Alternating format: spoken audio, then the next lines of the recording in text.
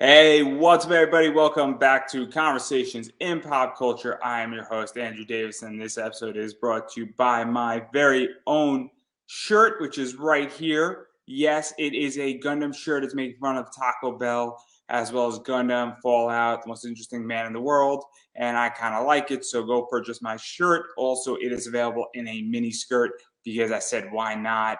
As well as you can go check out my code, which is Pop Anime Comics at BCW Supplies. Get 10% off bags and boards. And on Thursday, I am talking about comic book investing at 9 o'clock free. It's going to be useful for everybody because it will determine one of two things. Either you will be very interested in comic book investing at the end of that 45 minutes, or you will hate it, which might just be the most valuable 45 minutes of your life. So please come check that out on YouTube. And I'm not going to bore.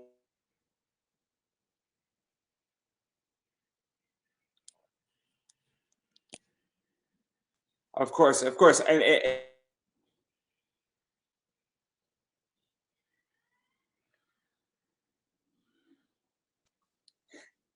this just does not want me to do this today. It just does not want me to introduce you, man. It just does not want me to introduce you. So I have with me for the third or fourth time I'm saying it in this entire interview, Joseph Duis. So welcome back to the show. Thanks. Yeah, no, I'm very excited. It only took us only three times to do the introduction, guys. Only three times. And obviously, but of course, it makes sense because we're talking about superheroes. You have a Kickstarter book called Superheresies Showcase, Time Travel, Cult, and Bass Reeves. So before we get too deep into the entire thing, and I know this is not necessarily a sequel, but a follow up to some degree, or just playing in the same world as your entire superheroes world that you've created. What is the basic premise of this comic and the universe that you created? Superheresies is kind of like a superhero world where we take public domain characters from the 30s and 40s, and then we kind of show what happened to them if they didn't cease publication, and also we kind of think about what would happen if there hadn't been a comics code, and the characters kind of aged in real time. So we see about probably 4 decades or so of what happens to these characters. Yeah, and let's even talk about this because obviously, comics have gone through a lot of evolution. The really from the 1930s almost. I mean, we're 8 years away from 100 years from 1930, so pretty close to 100. And obviously, in the golden age, we had very much self-containing stories. We also had, I don't want to say not censorship, but also comics were easier to understand. They were meant more for kids. They also helped people learn how to read in a lot of ways. And so, what prompted you to say, "Hey, let me go to the golden age"? And then obviously public domain characters as well, because that's a whole nother thing too. And then to take that concept, and I know I'm throwing you a bunch of questions all at once, but to even take the concept, say, what if these characters never fell out of, I guess, favor or didn't become less popular? And where would they be today, or even in the 1970s, or wherever they're placed? And so, where did all that come from? Because it is super, super interesting. Yeah, so I mostly use characters from the 30s and 40s because that's when most of the public domain characters existed. So right after Superman, a lot of these companies came out with superhero characters, but most of them didn't last very long. So superheroes kind of started falling out of favor in the mid to late 40s. But even before then, some of these companies kind of overextended themselves, and they made tons and tons of titles, tons and tons of characters. And in those days, you had a 64-page comic, and there was 8 or 9 stories in it, and you had different characters in each one. So they were making tons and tons of characters. They were almost like tryout books where you might have a feature is in there 1 or 2 months, or they're usually bi-monthly, so 1 or 2 issues, and then disappeared because people didn't like the character. And then, when those companies folded, at the time you had to renew copyrights every 28 years, and there was nobody to renew them. So that's why you had a lot of public domain characters from the 30s and especially the 40s. Although you have some, up through 1977, because they just didn't at the time. They didn't mark their issues properly with a copyright notice. So you had some going to the 70s, but majority were in the 30s and 40s when you had all these kind of fly-by-night companies kind of come up with all these big rosters of characters. Because I just find this stuff fascinating, and I love comic history, and I truly appreciate it. And obviously, I don't know everything about public domain, but I like the fact that obviously a bunch of these characters are in there. I know Ben Dunn plays sometimes in public domain as well, and there's a few other people who do it as well. And so, what was this like even finding some of these characters? Because we're going to dive into some of them in a second here, but they're interesting, for lack of a better word. And I'm pretty sure you had at least 40, if not 100, to pick from to some degree. So, how did you even find this? And also, what is that like to say, hey, is it just what has the most information, or is there like a whole process that you go through? 'Cause I'm so interested in this thing. So there's actually a wiki page. It's a crowdsourced wiki. It's called Public Domain Superheroes, pdsh.wikia.com, and you can just go in there and look for anything you're looking for. There's things are categorized a million different ways, by powers, gender, planet of origin, nationality, whatever you're looking for in there. And then there are a couple of sites, comicbookplus.com and digitalcomicmuseum.com, and they have people. These are also crowdsourced sites, and they have people who have copies of original issues and have scanned them in, and then anybody can read them for free. So, once you kind of find the character you're looking for on the wiki, then there's a list of the public domain appearances, so you can just go and find those issues and read the comics without spending thousands of dollars to buy 80-year-old comics. And then and then from there you do some research and make sure they're really public domain, check the copyrights to make sure they really did expire, and yeah, just go from there after you read the original appearances. And most of these had very few. They kind of get a feel for the character, decide we're going to change, what you're going to keep, and all that. The best thing about public domain is you can do whatever you want.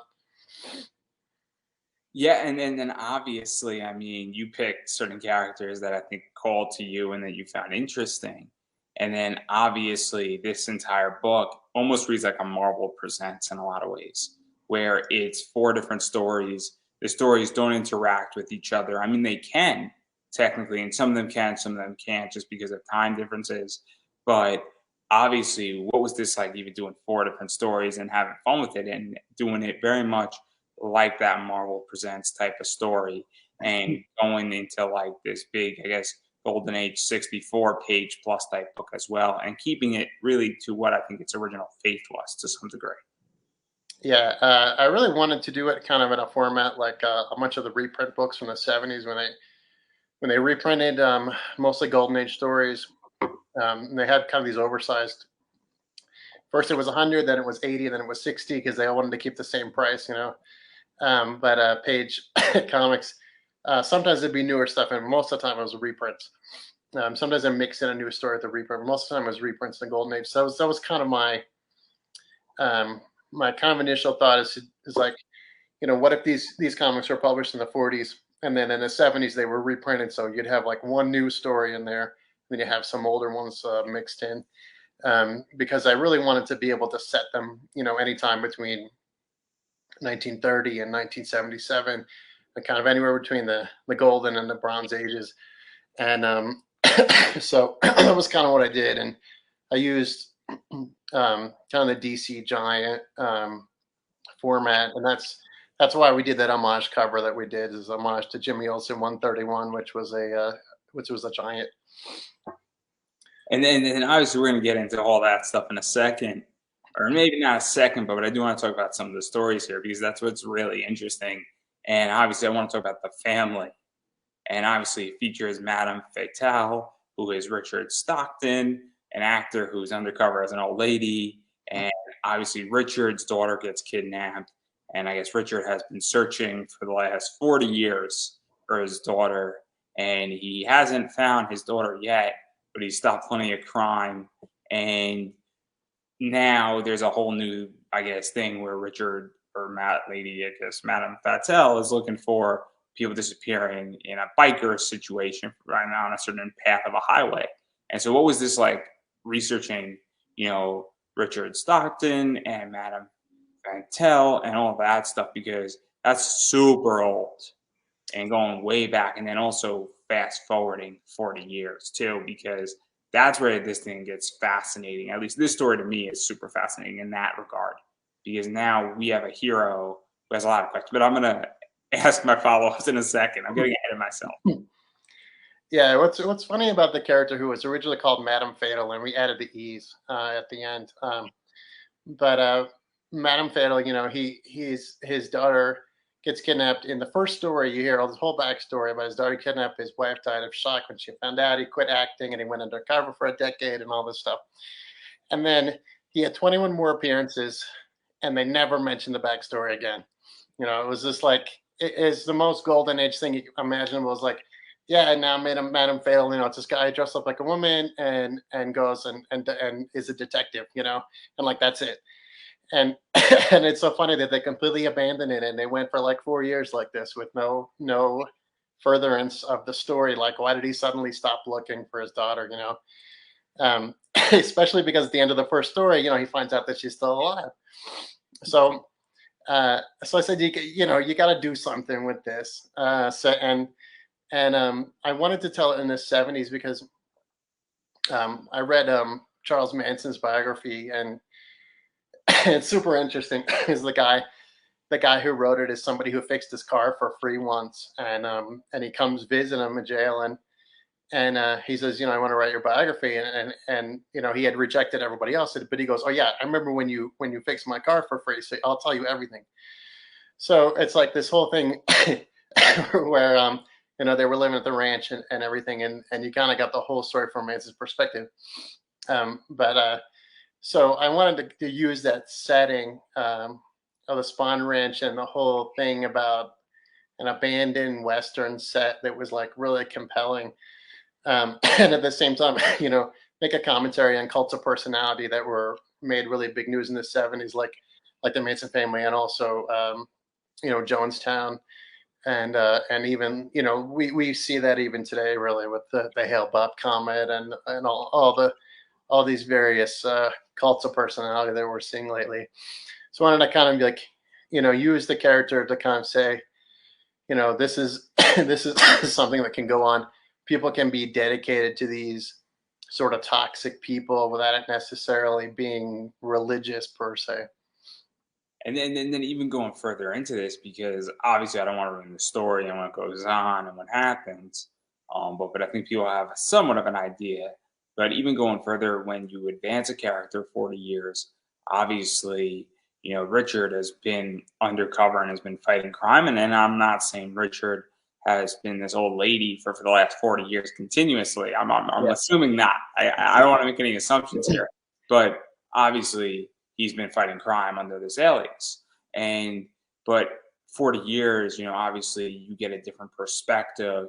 If you've advanced it 40 years, your body's different. Also, society has changed from the 1930s to the 1970s as well. And so what was this like really to get to play with that? Because, we don't see in traditional superhero stories, we don't see Batman from 1980 coming into Batman of 2020. We don't really know when Batman takes place. And I'm just using a Batman as an example for this. But what is that like? Because you do get to play with this and this. And I think that's what makes it fun in a lot of ways. And that's what's cool about this. And in the 1930s, I don't think there was like a mysterious biker gang and massive cults doing what they're doing in the 70s. Yeah. So we have kind of a backstory that we don't really go into too much, but there's a period where most of the characters kind of skipped over 12 years, and so they're not as old physically as they should be, but also they're kind of in culture shock, and we we'll talk about that a little bit. So the next comic we're doing is going to be another Super Heresy Showcase. So we're going to use different characters and then kind of see how it affected some of the other characters. But it caused a lot of problems. And one thing with Madame Fatale is that she kind of, to the extent that she ever was looking for daughter, the trail kind of went cold if you're missing a dozen years in here. Um, but also at the same time, one thing that was really funny about the original stories is that nobody ever figured out that this old lady was a crime fighter. Like he never took on an alternate identity or anything. You still there? I think I lost you. I can hear. Okay, yeah, you are there. Okay. Um, you know, so for 4 years, nobody ever figured out that this old lady was a crime fighter, even though, um, she took down all of these criminals.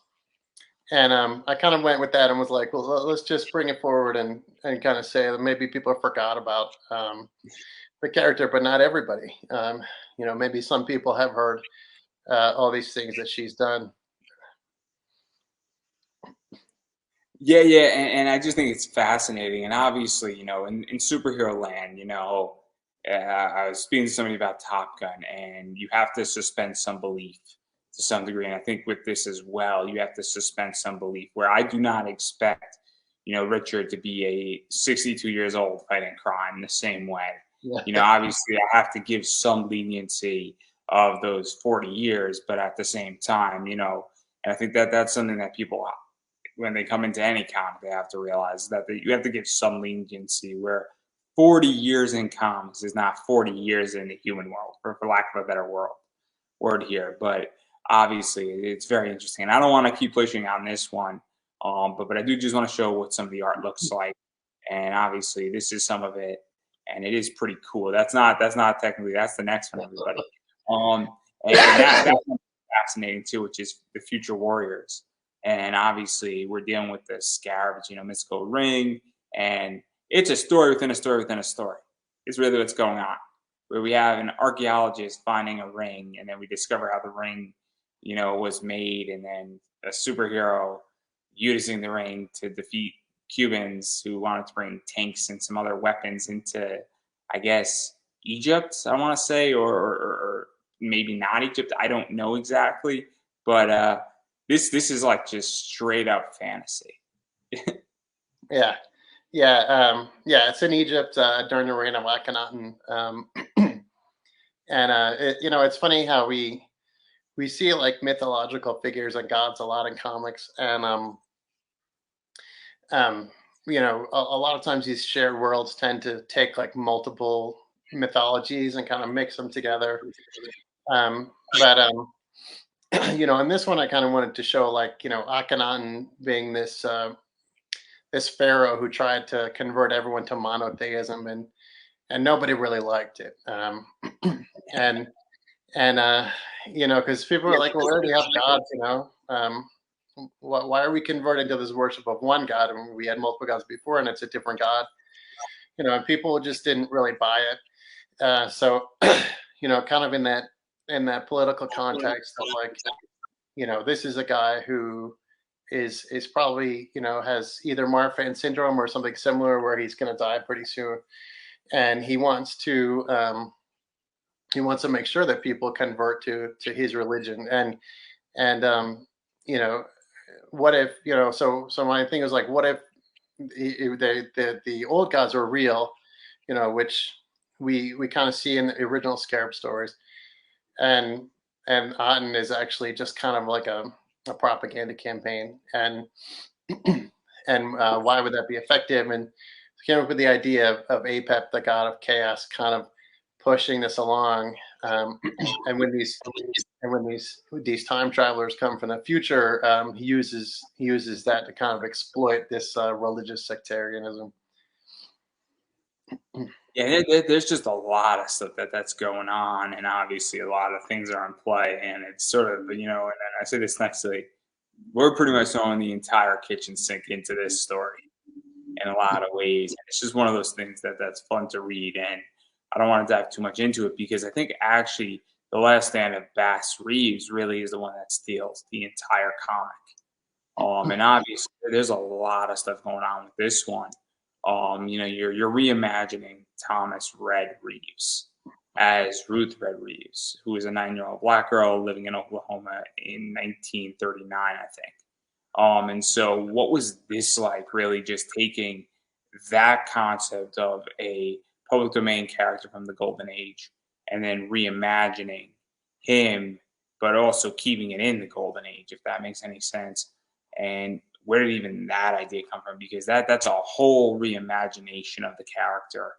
And I don't want to say it's bending it because you could do anything you want, as you stated, it's public domain, but even just that concept is very interesting to me. Yeah, so that story. There's a character called Red Reeves who had 2 appearances in 1939 and 1940 in Silver Street Comics, and was basically kind of a kid's wish fulfillment comic where there's a little white boy and he finds a marble and there's a genie inside of it, and he's trying to figure out how to wish effectively because the genie will do anything he wants. It wasn't even a superhero comic, really. It was just kind of a kid's fantasy comic. And so I was like, we have a lot of these characters.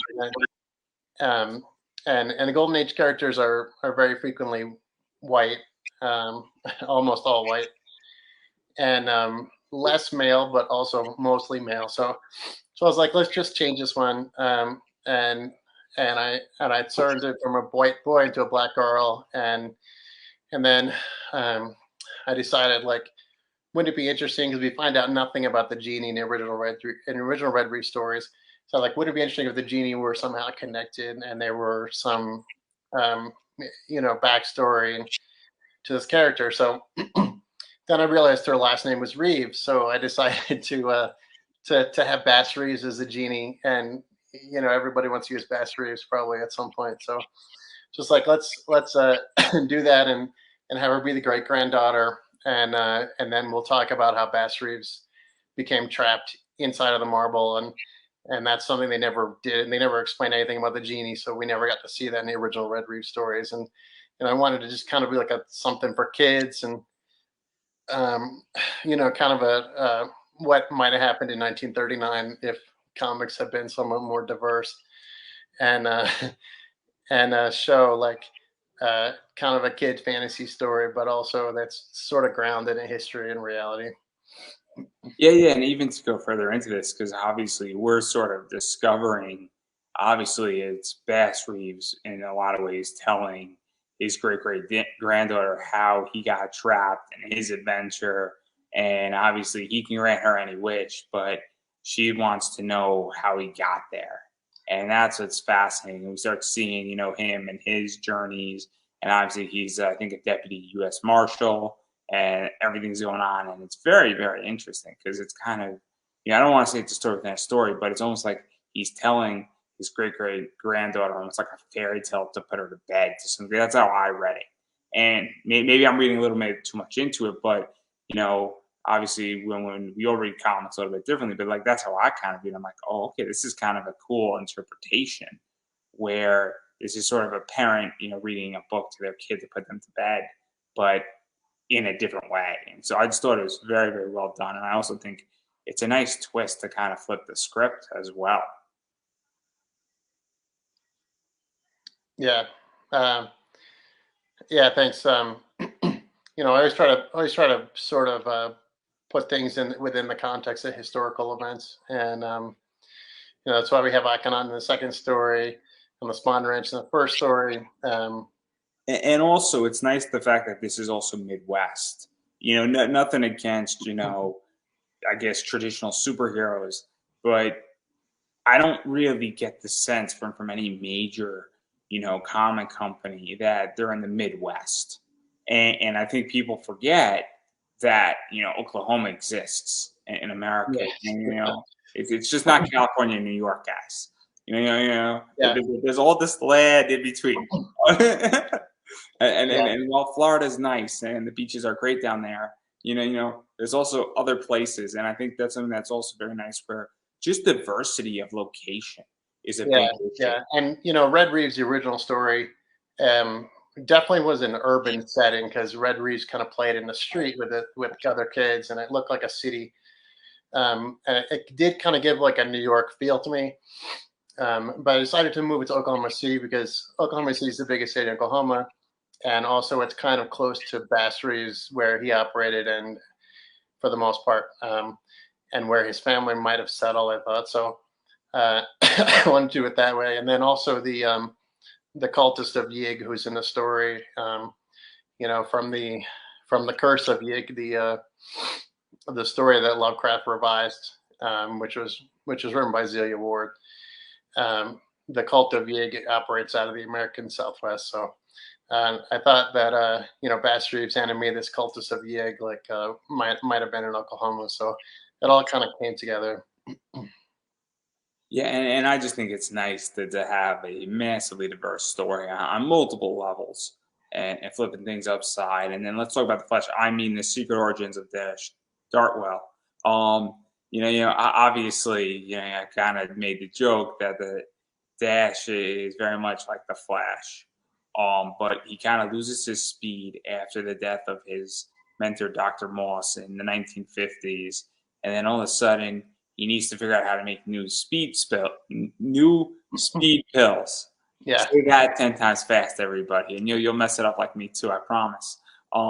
But and now he needs to figure out how to do it. But then he finds a journal that he wrote himself from 1962, and then we have basically him sort of discovering that entire thing of how maybe he anticipated the problem and then he wrote something and then he found it and then he's telling himself what's going to happen in the future. So what was this like really just even building this story out? Because it's kind of fun. It's obviously rooted in very much what the Flash is somewhat rooted in and a variety of other stuff. And it's sort of, it could technically be partially based in the Flash to some degree as well. Yeah, this was a really fun story to write. Like, it was the first, it was the first one I did when we were supposed to be in the original Super Heresies, but the pages were a little late, so it didn't make it. So I decided I was like, let's just do a bunch of other stories and then put them all together in a new comic. So this story is really the only reason why the comic exists. But yeah, so I was like, let's take some of these like super speed tropes, like the original Dash Dartwell stories. It was just so interesting because at this point, in the game and comics, the idea of superheroes is still being formed. Like nobody really knew what the tropes were. You had Dash Dartwell, who was a guy who took some pills, and the first thing he literally does is he competes. He competes in a foot race, and he wins. So, it's similar to what Jay Garrick did. When he first got a super speed, he became a football star. So, he has no compunctions about using his powers for selfish reasons. He doesn't have a mask. He doesn't have a costume. He doesn't have a secret, like an alternate identity.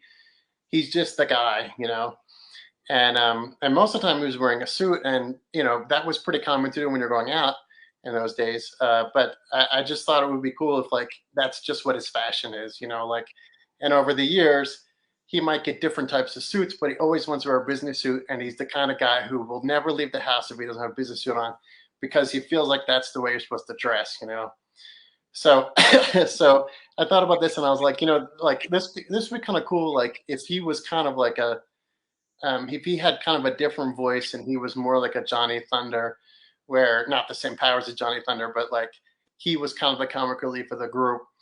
Um, and so I thought a lot about what his voice would be and what his lines would be.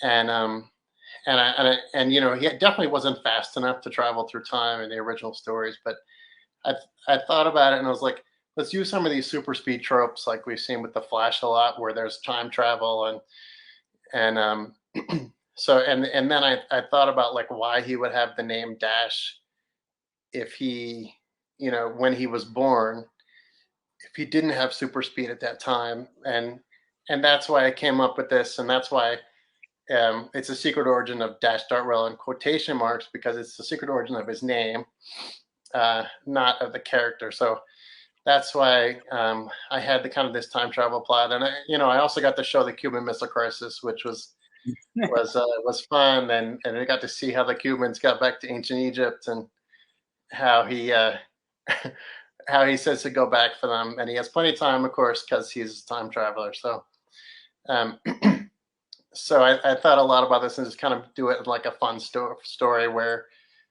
he kind of isn't taking it totally seriously, and then it's kind of a mystery for the 1950 dashes who is confused by the whole thing, but he lost his speed. And even when he had his speed, he wasn't fast enough to travel through time. So I love those any kind of time travel thing where you go back and leave yourself something like that's kind of a fun thing to do. Oh, it's a fun topic. It's a fun topic to talk about, and Yeah, I like those things too. I like even just how even dealing with that and how you not screw it up, but then you do screw it up, and it's all a yeah, blast. And yeah, obviously, there's a lot of stuff that's in play, and also this one isn't that long, which is also nice as well. Where I think it's the shortest story out of the bunch, yeah, and it's kind of nice to just have a breather. And it sounds weird. I'm actually very curious. One of the things that I find in comics and in particular in anthologies is sometimes the pacing is wrong, where you need to have a breather, and maybe it's because I'm a spoiled wrestling guy, where a good wrestling show has a really banger match, which means the whole crowd is pumped up, and then sometimes they'll put the next banger match right next to it, and we're just steamrolling into it. But then you don't want to put the main event, and you don't want to have three banger matches because people are going to get burned out. You want to give a cooling off period. And I'm curious how you feel about that because I feel like in books and in comics, even if you're not structuring, you want to have really hot stories that get everybody pumped up, but you also want to have a story where it's kind of like, okay, I'm breathing a little bit and it's relaxed because you want to control people's emotions and not to manipulate them. Let's not go down that route, but you don't want to burn out, I guess, a reader if that makes sense because you can do that very easily in a comic book yeah, technically. So I'm curious how you feel about that because it's something that I've noticed a lot lately, and I'm yeah, kind of on an anthology kick. And so that's something that I'm having like real issues with certain people and their writing styles. yeah. I mean, I think part of it is it's easier for me to write shorter stories than to write longer stories, and a lot of people have kind of the opposite problem. But for me, like I can write a short story. It's fine. There's not a lot of moving parts, and I can focus on the plot. And I also kind of wanted to take inspiration from the Golden Age stories, which are always really short, and they're always self-contained. So that's why the Madame Fatale story at the beginning is longer because I kind of spaced it out a little bit more, so it'd be more like a Bronze Age story, which they were generally quite a bit longer than Golden Age stories. So like Madame Fatal, all of her stories were 5 pages long. You get five pages over and 22 issues, 5 pages. So really, you got 4 years of stories, and you've only got 100 pages. And so you had to in these books that had multiple stories in them, you had to really make an impression in a very short amount of time, very few pages, and frequently you had a lot of panels in a page, and sometimes it's painfully obvious that they wanted to do it longer but didn't have more pages. But but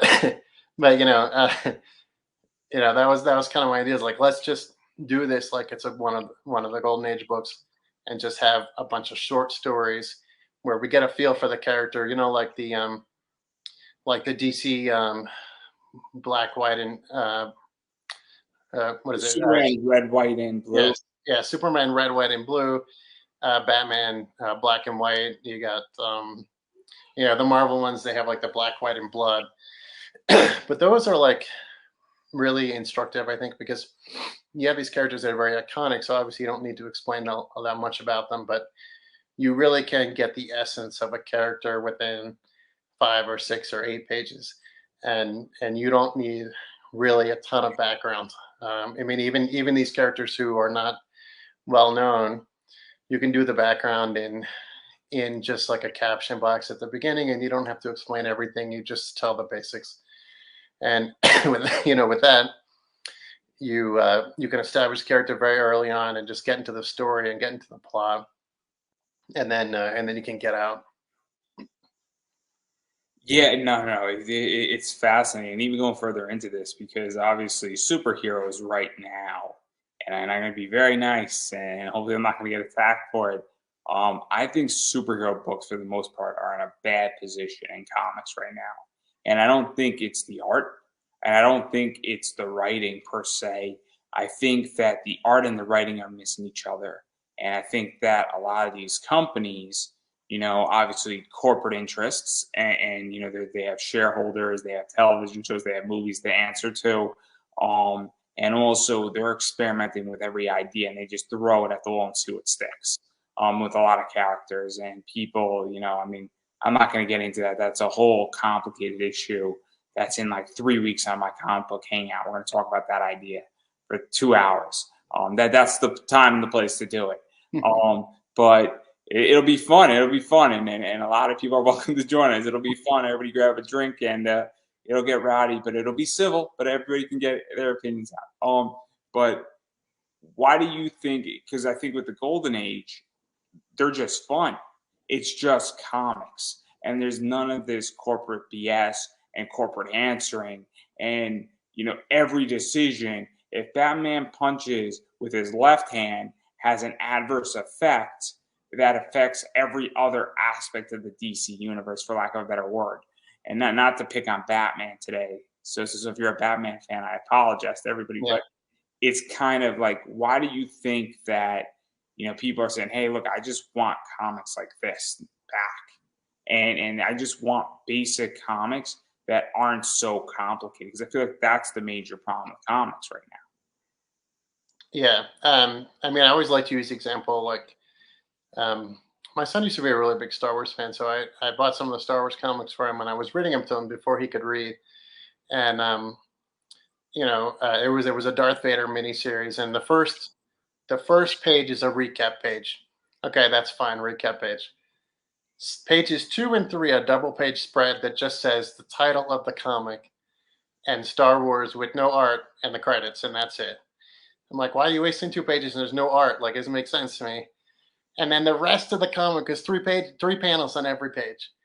So, I'm just like, what is going on with this? Like, this is a 6 issue miniseries. It probably doesn't need to be 6 issues. Um, and it's just, it kind of bothers me when I read something that's like highly decompressed like that. Um, but at the same time, you know, I'm old enough. I grew up like my first comic book.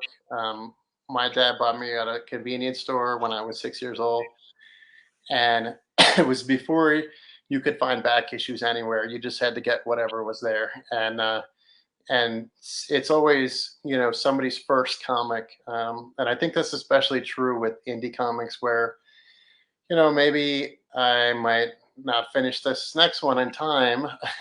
Then you know you can at least have the entire story now. And if I'm going to give you 40 pages or really 39 pages, I want it to be more or less complete. And it's not to say that all this stuff doesn't exist in the same universe. It does not to say that there's no references to anything else, and you will certainly get more out of it if you read other stories in the same world. But you really don't need to. And it's also kind of good if you want to attract new people on a Kickstarter. Just say like, hey, you don't need to read the previous one. And a lot of people will say, okay, maybe I don't really need to read the previous one, but I'm going to read the previous one anyway, and I'll get it anyway. So, they have that option. Yeah, and even to talk about, because you mentioned something that I think is very relevant. I'm actually working on a project, and we're speaking about trends on a project. And one of the trends that has occurred is a lot of companies are moving to one shots, or they're moving to limited series, and they are moving to shorter runs. Not necessarily shorter print runs, but shorter to the point where they're doing a 72 page every quarter. And what they're doing is that 72 page is pretty complete. Doesn't mean that you can't add to it on the front end, the back end, to the side of it, for lack of a better word. but I think that there is a massive shift where readers want things more complete. They want almost a mini graphic novel. I don't find 72 pages to be a graphic novel. I find it to be a mini graphic novel, but I do find it to be substantial. I'd rather pay $9 and get 72 pages and be like, okay, I don't have to worry about it. And now I have a beginning, middle, and end, and I actually have real content. And even if it's only 3 panels on each page, it's at least complete and it's a bigger chunk of the story and it's almost binge watching. And so that's something that I think, has significantly changed in the last 2 to 3 years. Yeah. And I think, especially on Kickstarter, but I also think that the big guys, and there's a few companies that are really making those moves, because I think they're understanding, saying, look, people want to sit down and read something for 30 minutes. They don't want to flip through a comic book and then wait next month for it. Yeah. Yeah, I do think that I feel like I have seen more of those recently, like those DC magazine size Black Label stuff, like Batman Damned, and sometimes they're in 2 parts, like Superman versus Lobo. But they are longer. They have no ads, and they are magazine size, so you can get more on each page. Zenoscope does 72 pagers, one shots. And the reason why is that, they're like, hey, look, we'll do 64 pages. We'll do 72 pages because they want to get and give their audience more story. And that's the whole thing, is that they've basically said, look, it's easier for us to write it. It's easier for us to do the art. And we don't have to worry about breaking it up. We don't have to put a cliffhanger in there. Yeah. It sounds weird, and I'm not a writer, but putting a cliffhanger in a book can be a bitch. It really can. And it could also ruin the flow of an entire project. And so I think that's the other thing too, is on a story structure point. And look, again, I haven't written a comic, so I could be completely talking out of my behind here.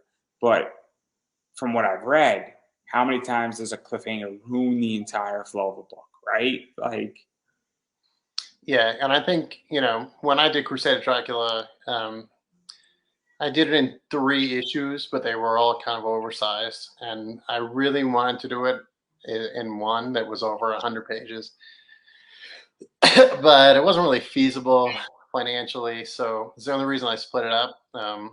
But the reason I split it up into 3 instead of 4 or 5 or 6 is just I had sort of natural cliffhangers built in, and I just sort of built it around that. So the first one was 44 pages. The second and third were 36. But yeah, I mean, I think it's better. I mean, I read a lot of stuff in trades. I started getting omnibuses, which are like 600 pages of stuff. glory of glory, yeah. I say. Yeah, I got the Justice League, the Justice League International one, and I was like, oh man, I want to finish reading this, but I can't bring it anywhere. I have to read it at home. It's just gigantic. But yeah, like I like that idea of getting the whole story, no matter how many pages it is, just get the whole story. And I think I even like, if it's multiple stories, just to read them all in one volume instead of multiple volumes. Even in a case like this, where they're different characters. Because I kind of wanted to do this one in 60 pages, but then I sort of revised it down to 40 pages because it was more realistic for me to be able to actually put that out. But I think maybe going forward, we might reprint some of these in 60 pages. So I think that's a good length, or even 80 or 100, just to get everything in there. And like with the Scarab story and the Dash Darwell story that are sort of connected, you kind of see those connections and just read it all at once. And then obviously, I mean, there's a lot of stuff, and I don't know if you're going to continue some of these characters, or you're going to go more into some new Golden Age stuff, or you're going to do a mixture of stuff. And you might take a break from one character, add something else in there, and go that route. I don't really know. So obviously, and I'm sure people have questions, because there's going to be people who fall in love with some of these characters and what they're doing, and want to know more about who they are, and even just more about their stories. Yeah, I definitely want to come back to all of them probably at some point. But I think we have other ones we want to introduce first and kind of establish.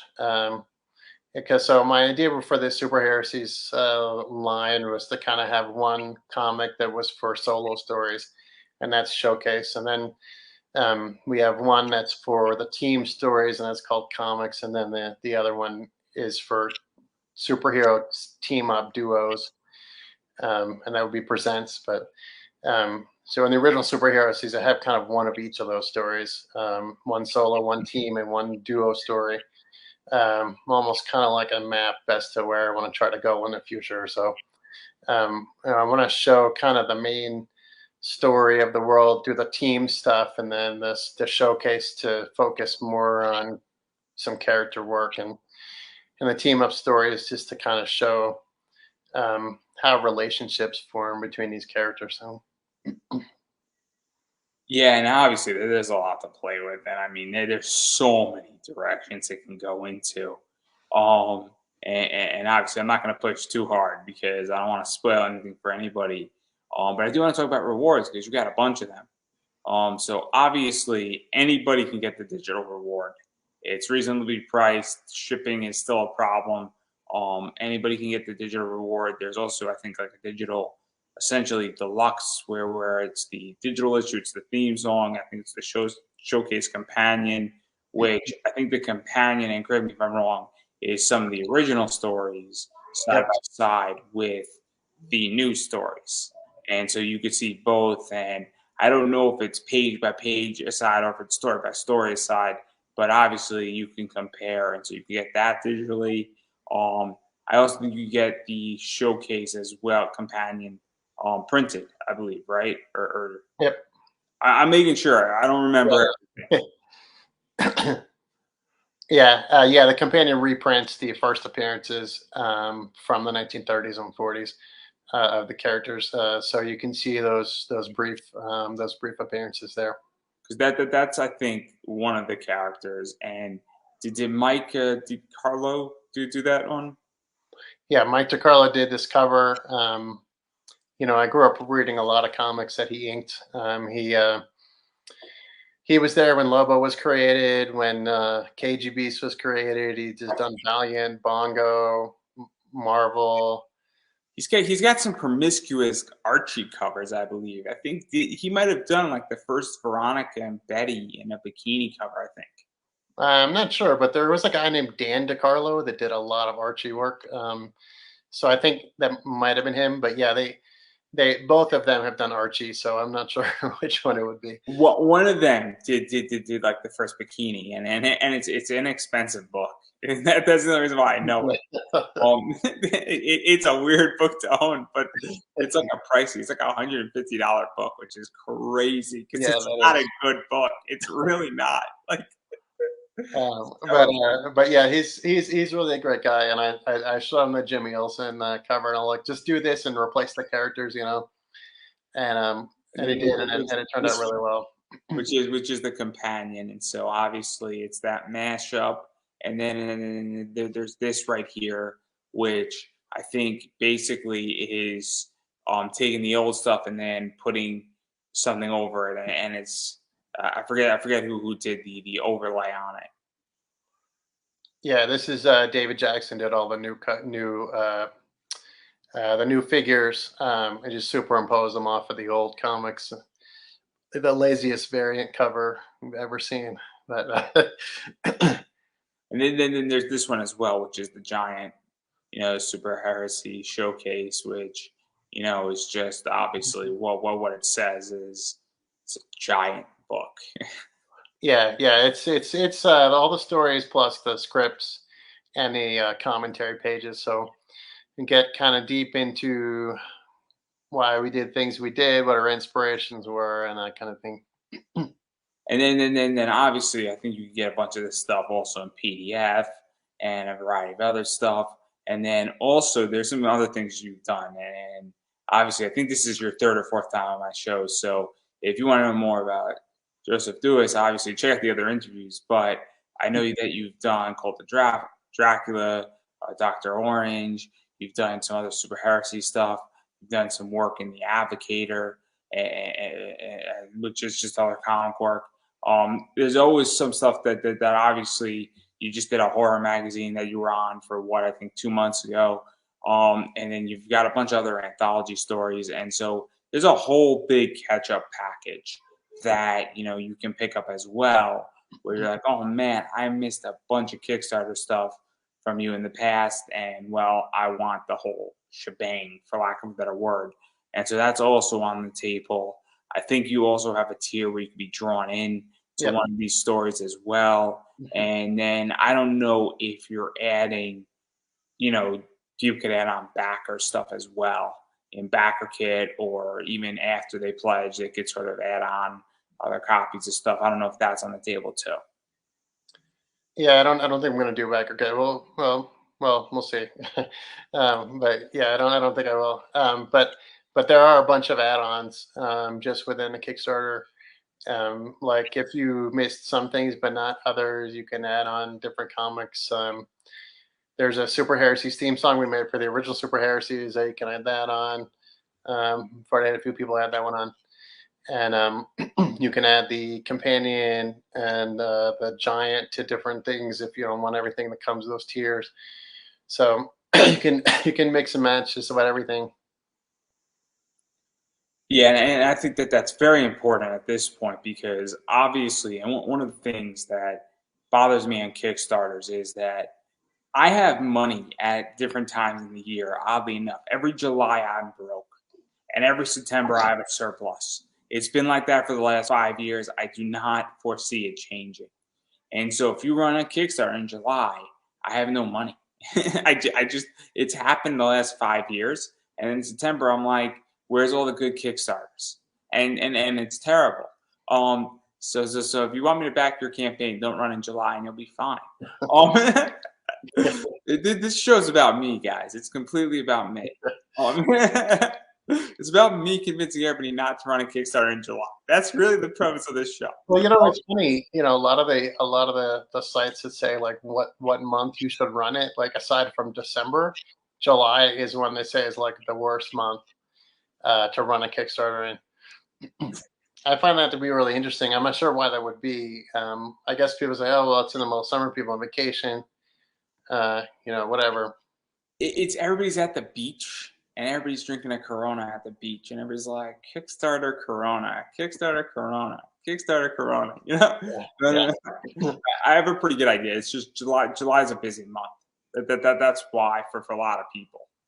Is my guess on it. But in all seriousness, though, I think it is very important that creators understand that you don't have to print another 100 copies if you have only 250 copies, but making some of those books available in other Kickstarters, whether that's on as an add-on or another tier, I think is very important because people have money at different points in their life. Also, Yeah. sometimes in life, a Kickstarter comes along and you back that Kickstarter and then somebody else's, but you just don't have the money to do both. And I think it's a mistake that I'm finding where I'm like, how do you not have other variants from your other Kickstarter? And I know you have them too. And why wouldn't you want to release them on it as like an add-on? And it baffles me. Yeah, because people have buyer behavior. Like even if they have money, they might not want to buy from an online store. They might not want to buy from a convention. Yeah, They want to keep this. I'll throw you another one. Let's say that I'm meeting you for the first time, and I'm like, cool, you got a $10 tier. Sometimes with me, I'm like, look, let me see what this person actually has done, right? So I don't have a problem if your book is $5 or $10. I'll take a $10 risk, and then then bought $100 tier from somebody the next time they ran. But I'm not going to go out and buy $100 tier Yeah, unless you know who you are. And it sounds kind of crazy, but I'm like, wait a second, because I've been burned on Kickstarter. Other people have been. I'm waiting on 2 books right now that I don't think I'm ever going to get on Kickstarter, and possibly a third with an incident that just happened. So I'm now sort of pulling back a little bit because I'm a little like I'm licking some wounds here. And so I'm very, very skeptical. But if your book's $10, I'm more likely to back your book. And then if you prove to me that, oh, okay, you actually deliver, especially if you're a brand new creator, right? And so Yeah. that's how I view things, is that I think it's very important that all of a sudden you might have a variant I love and it's $50, but I'm like, look, I don't trust you yet. This is the first date, we're not going to jump into bed so quickly. Yeah. Yeah. I mean, it's hard when you're first starting out. This is my 11th month, so I think I've I think I've earned some trust from some people. And I have that backer favorite badge on Kickstarter because I've delivered so many campaigns. But even if you're on my level, people are always going to be discovering you who didn't know about you before, and it's good to have something that's really affordable in there, even if it's just a digital book. I've kind of had to increase my price on this one for print because paper costs have gone up a lot, and also because it's a color book, and I was kind of in shock by how much it is to print color books. I haven't done it in like 2.5 years, so I was actually going to ask, just because I think it's a very important question. Obviously, I'm actually trying to negotiate with some sponsors. Um, but I was, I mean, obviously, just so everybody knows, Mixum, obviously we parted ways, and it was okay. And Mixum's a great printer, but I kind of got wind that there's printing problems coming, and I don't think they're going to get much better for years. I don't. And obviously things have gone up, and it's both shipping and a variety of other stuff. And I'm yeah, very curious how you've adapted to that, because that's not something that's in your control. You know what I mean? yeah, Versus saying you can control if your artist isn't working fast enough, you could call up your artist and be like, can you work a little faster? yeah, But you can't like be like, we don't have any trees. yeah. Trees grow faster, so we could cut you. You can't like go that You can't- route. So, yeah. and also you're not alone. So how have you been adapting in all seriousness? Getting back to the point to that, because I think it's a real struggle that a lot of people are facing. Yeah, yeah, I recently had to switch printers. That there was a printer I was using that went out of business because of supply chain issues, and they were like really affordable and really reliable. But I kind of had to switch printers with the last Kickstarter, and that actually turned out fine. But you never know with a new printer. You never know what you're going to get, and so there's just a lot of trust you need to earn and all that. But yeah, and then next time you look at it, it might have gone up because supply costs have gone up, and you can't really prepare for everything. And shipping. Yeah, Let's shipping has gone up too. Yeah, um, so you can't prepare for all that, but you just do the best you can do.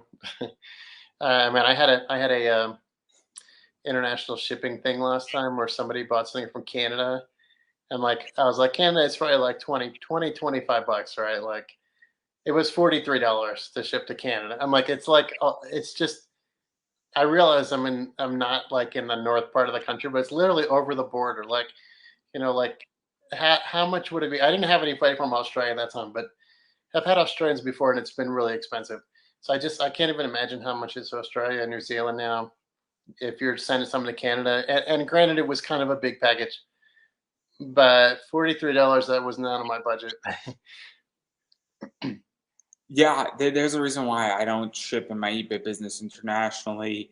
I didn't go international on any physical goals on my campaign. And granted, my campaign was more digital anyway with what I did. But even still, I don't ship, in my eBay store outside the US. And the reason why is because it's just a headache. It is a headache. And also it's the idea that if a package is spending 3 weeks on a boat heading to Australia, there's just more things that can go wrong versus Yeah, spending 2 days in the mail. Not saying that things can't go wrong in the mail either, but things are less likely to go wrong over 2 days statistically than over 3 weeks in a boat to Australia. But yeah. I shipped something to Germany, and It took about 90 days to get there. Like it was like they kept it at the post office and it didn't say anything. So like she kind of had to keep going back to the post office, like, do I have a package or like what's going on, you know? And like just imagine just keeping everything at the post office and not even like notifying the person. It's just like okay, it doesn't make sense to me, but It's crazy, and it's a crazy world, and this is why I don't want that headache. I just don't. There's no good reason for me to ship anything internationally. And honestly, if somebody wanted a book of mine and they wanted to really pay, we would figure out off eBay to fix that problem. But again, you know, if I ran a comic book at some point and I had a book and somebody wanted something, I'd be like, "Look, let's figure it out off of all of this because it's going to be so much easier versus doing it on Kickstarter." But I digress. Again, I'm not at that point. I can't speak on that point. I just avoid problems is all I'm going to say. But I get that people want to deliver it to people all over the world. I get it. yeah. But I do want to back out of your entire campaign. I think I got most of the rewards in there. Obviously, this one is super, super cool because it's sort of the original covers and some panels from the page done, obviously, by Mike DiCarlo. So obviously that's a cool one. And then there's these that are just really cool as well. And obviously, you can pick up whatever you need to pick up. Everybody, it's a cool book. Obviously, they are fun and they're cool covers. I'll say that. But I do want to back out of everything, and I don't want to ask you about Kickstarter, cons, anything of that nature because we've been through that already. Instead, we're doing speed round. All Who right. wins in a fight, Flash or Green Lantern? Uh, well, I guess Flash could just take the ring and then toss it out into space. And yeah, although I guess Green Lantern can control it without touching it. Yeah, I still think Flash. Flash is way overpowered. It's got to be Flash. And then obviously moving on from there, I'm not even going to ask for an explanation. I don't really want an explanation. We're just going to leave it out there. Everybody can have their own interpretations. Who, in your opinion, right now is the best variant comic artist in the game? Um, the best indie comic artist in the game, or just comic artist? Best variant artist. Oh, best variant artist. I mean, this could be anybody. You can go Yeah, like Marvel, like you go J. Scott Scotty Campbell, Young you go to probably. Stan Yak. I mean, the Yeah, spectrum is huge. yeah, Scotty Young, I would say. Right. You know a Scotty Young cover when you see it. You know, I guess there could be a few other people in the category. Some of my friends really like Peach Momoko. Um, but yeah, I would say Scotty Young because it's a very, very unique style. He Back in the, invented this style. yeah, back in the day, you could have said like a Fred Handbeck or something because that was a very unique style too. Um, but I mean, there's a lot of great variant artists out there. Adam Hughes has some great covers. Um, but but yeah, I guess that's the first thing that came to my mind. Scotty Young, yeah. No, fair enough. I like my Scotty Young stuff. I like my Scotty Young stuff, and Scotty Young is a good play right now. And there's certain Scotty Young covers that I love. I did like Superior Spider-Man 1. Actually, I don't think he did one of those. I think he did Spider-Man 700. And his baby version of that was Spider-Man on the Moon. Oh, it's just an awesome book. It's like $100 book. It's crazy. It's a fun one. But he's an expensive freaking signing artist right now. Not happy about that. I wish I got him to sign when he was cheaper. But that's all. That's all I'm gonna say. And then finally, would you rather fight one giant duck that can be broken up into 20 smaller ducks, or 20 ducks that can be turned into one giant duck? Wait, what was that question? You gonna make me repeat it? Yeah. Okay. I gotta regain my composure because it's a ridiculous question. Would you rather fight one giant duck that can be broken up into 20 smaller ducks, or 20 ducks that can be turned into one giant I guess the giant, yeah. duck? At least then it wouldn't be embarrassing when I lost. You know, so say it was like Noble fighting a giant. Yeah. Well, that ends speed round, and I would ask you about cons and Kickstarter, but We spoke about that like 2 months ago, and obviously it gets old really quickly. But I do want to give you a chance outside of speed round to self promote yourself. So obviously, where could people find you? Where could people bother you? Where could people buy your merch? Where could people back to Kickstarter? Where could people, follow you on social media? Because support is not just paying money and giving people money. Yep. It's actually following people on social media. And there's a little button on Facebook called the like button. Use it, please. Yeah. So the Kickstarter is at www.superheresies.com. I have a Twitter called Heresy Studios LL. I have an Instagram account called Heresy Studios LLC Comics, and I have two Facebook pages: Heresy Studios LLC and The Order of Dracula. And I also have a website, which is www.heresystudiosllc.com. And then obviously, I'm going to keep saying that you have to support indie. What that means is when people have Kickstarters, you actually have to back their Kickstarters, whether you're throwing $1, $5, or $100. Every little bit helps because in indie comics, people cannot do it without people backing Kickstarters or giving support. Also, you notice that people have PayPal links, Patreon links, Buy Me a Coffee links. All that stuff is helpful. And even going outside of Kickstarter. Once somebody's Kickstarter ends, if they do have stuff on their website and you would like to purchase it, obviously purchase it from them. Or if they're in comic shops and you would rather purchase it from a comic shop, I think that's perfectly fine as well because it's supporting local business as well. But that's another way how to support. But also, if money's tight or something is not your cup of tea, obviously, I personally don't want anybody to, go into debt to buy comics or buy something they're going to regret. But you can share it out. You could follow somebody on Facebook. You can check out what they're doing. It goes a long way. And you could share, like, comment, and you could just say, hey, really like your Kickstarter. Good luck. That's also helpful in a lot of ways. And it goes a long way too. And also, you'll be notified when their next project hits. And it might be something that's more your cup of tea. As far as I'm concerned, obviously, I just dropped something in the comments that'll pop up in a second. That is my lecture on Thursday at 9 p.m. / 9:05 p.m. We're talking about comic book investing. It's going to be a fascinating discussion. It's going to be very cool for 45 minutes, and we're going to go through a lot of basic stuff and give you a very, very interesting overview. Every indie content creator is going to need that class. Every person who just wants to invest in comics is going to need that class. And there's going to be a lot of cool information. And it's going to get people's brains turning and a variety of other stuff. So I recommend that if you can make it. If you can't make it live, it'll be up there for a while. And there's some cool stuff going on with that. Also, you can support me. Obviously, Facebook, Twitter, Instagram. It's Pop Anime Comics on all those platforms. YouTube is Pop Anime Comics. I have Buy Me a Coffee if you'd like to check that out. I appreciate all support, but donations are not necessary. But I do appreciate donations because they do help keep this show active. Also, if you want to advertise on my show, you can hit me up. Or if you just want to pick my brain on anything and everything, or if you would like to send me gifts, I do appreciate a good laugh. So please go do that. And if it's really funny, I'll actually send a gift back. And we will start a gift war. Not a gift war, but a gift war or a GIF war. I'm not too sure, but obviously there we go. But yeah, this is how you support me. This is how you support Joseph Duis. Obviously back the Kickstarter. And on that note, I'm going to give you the final word. I would say go watch that show on Thursday at 9 p.m. And